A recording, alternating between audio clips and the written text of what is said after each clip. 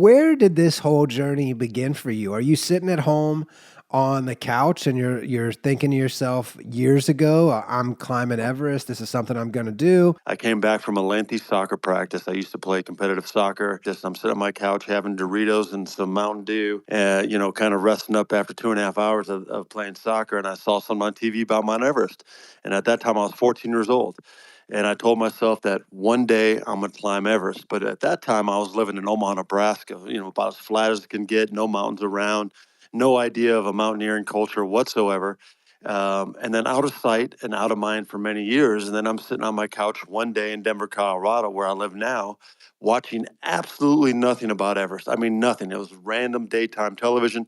And for some stupid reason, that recollection, that promise that I made to myself when I was 14 years old popped back in my head and said, you know what, Alex? You said one day you're going to climb Mount Everest. So the next day I started. I had no clue what I was doing.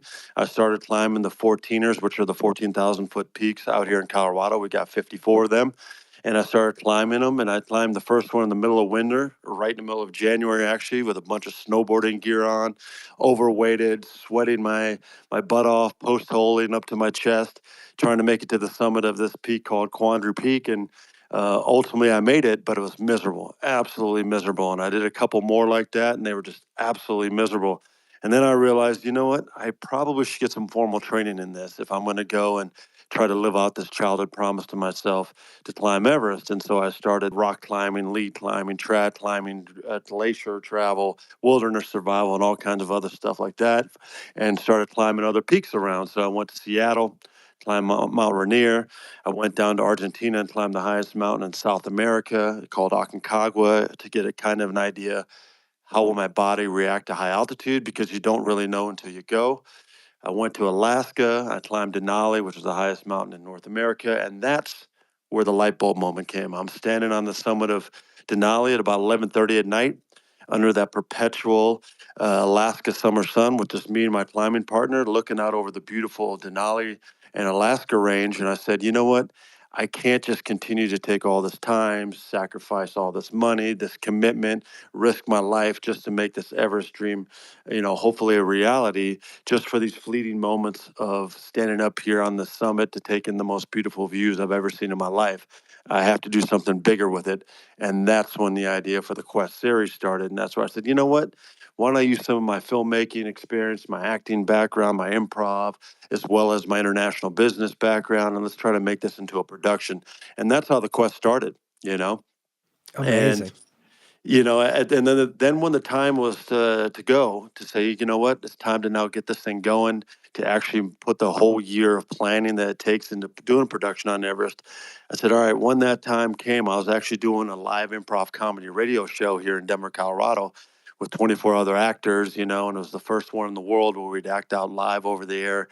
Improvised suggestions that came in via Twitter, Facebook, whatever, into the studio line, and then we acted out live over there over the Denver after the Denver Broncos game, kind of like whose line is it anyway, but live on the air, so people could drive down I-25 or wherever they're driving within the Front Range here in Colorado and listen to our improvised comedy with our producer playing, the audio bites, depending on what the suggestion was, and we just acted it out live. But I said, you know what? If I'm going to continue to push this Everest Dream further and to start this Quest production, I had to give up my radio show.